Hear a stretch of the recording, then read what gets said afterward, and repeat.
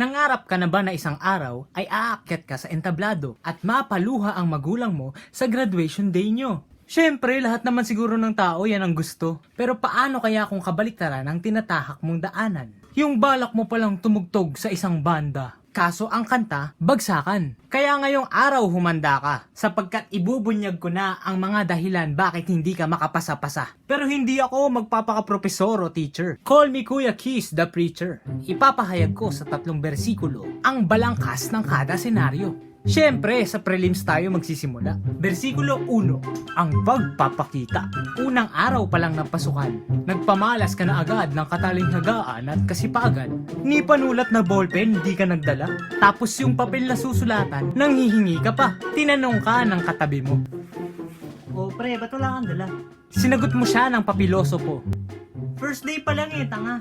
Sa unang araw nyo pa lang, masyado ka nang nagpapabida. Lumipas ang 3 linggo. Parami na ng parami ang ipinagagawa sa inyo. Pero syempre dahil cool kid, pa-chill-chill ka lang bro. Yung tipong nagkakandara pa na sila sa pagte-take down notes sa klase. Pero ikaw, matindi ang paniniwala mo sa ganitong quote. Grades don't measure intelligence. Pambihira, ibang klase ka pre. Ano yan, palusot na mga bobo? Akala mo siguro pag pa-easy-easy lang, nagmumukha kang matalino. Napanood mo lang yung 3 Idiots? Feeling mo ikaw na si Rancho? Walang ganon gago. Natapos ang prelims. Umaasa ka pang pasado ka? Syempre the hints. Nalugmok ka sa naging resulta ng masagana mong pagpapabaya. At habang nasa isang madilim na sulok, ay bigla kang naliwanagan ng di inaasahan. May midterms at finals pa naman. Versikulo 2. Ang paghihikahos. Sumapit ang midterms at finals. Nabiyayaan ng pag-asa. Napapost pa sa social media. Humahashtag Lord I'm ready ka pa. Sabi nga nila, ang taong nagbabait-baitan napupunta sa langit-langitan. Sa madaling salita, hindi rin gumana yung sinasabi mong God's plan. Pero paano nangyari yun? Di ba natauhan ka na? Easy ka lang, huwag kang makulit. Itutuloy natin ang storya. Isang araw pumasok ka ng ganado at first time mong hindi malate sa klase mo. Nang kumagat ang break time nyo, nagtungo ka sa isang lugar na tahimik. Tapos wow! Nagbasa pa ng libro. Nagdatingan yung mga kupal mong tropa. Tapos nginitian ka nila. Pilit mong ipinipikit ang iyong mga mata. Pinapaniwala ang sariling magbabago ka na. Sinisikap labanan ng namumuong tukso. Nilalabanan mo naman, pero palagi kang natatalo. Nilapitan ka nila ng bahagya. Sabay nagaya. Arat Earth, Toma. Siyempre, nagpipigil ka pa. Hanggang sa nasambit mo na lang bigla. Sige, pero shot lang ako Sa una, sobrang saya. Ang dami pang chicks na magaganda. Pero habang tumatagal, palala ka ng palala. Ang plano mong makapasa, naglaho na parang bula. Imbis na magsunog ka ng kilay, nagsunog ka ng atay. Nung una, shot lang hanggang sa namaoy ka na. Pero sanay na sanay ka na. Pag-usapang alak, para kang dalubhasa. Tinirgas mo mula emperador, matador hanggang fundador. Hayop, parang Bombay lang. Door to door. Mula nung araw na yon, kinarir mo na ang pagkakating. Pag umuuwi ka at tinatanong, O, ba't ang aga mo dumating? lagi mo na lang sinasabing, walang mga prop, nasa outing. Wala stick yung ribat, pang doctorate degree. Parang kumukuha ng PhD. PhD? As in puta, di nga. Simula assignment number 2 hanggang 10, wala kang ipinasa. Simula quiz number 2 hanggang 7, ang puta, wala kang ipinasa. Sa quiz at assignment, ang nagawa mo lang puro isa. Napaka-loyal mo naman dude. Stick to one ka pala. Lumipas ang mahabang panahon at paunti-unti ka nang hindi natatanaw. Yung pagpasok mo sa klase, nagiging pahapyaw-hapyaw. Base sa mga kilos mo at galaw, pagpormahan ng usapan, dun ka humahataw. Saan ka ba talaga nag-enroll? Sa fashion show? Nagwakas ang midterms at katatapos lang din ng finals, pero umaasa ka pa. Pagkalabas ng resulta ay iyong binasa. Bagsak sa Filipino, failed in English, cannot be sa mathematics, lugi sa economics, death penalty sa politics. 5 na sa prelims, 5 rin sa midterms, tapos 5 pa sa finals. Hanep, Voltes 5, base sa grado mo, may ulam ka na. CDO 555, Carne Norte. Ang sarap, 'di ba? At dito na papasok ang versikulo 3, ang paglilitis.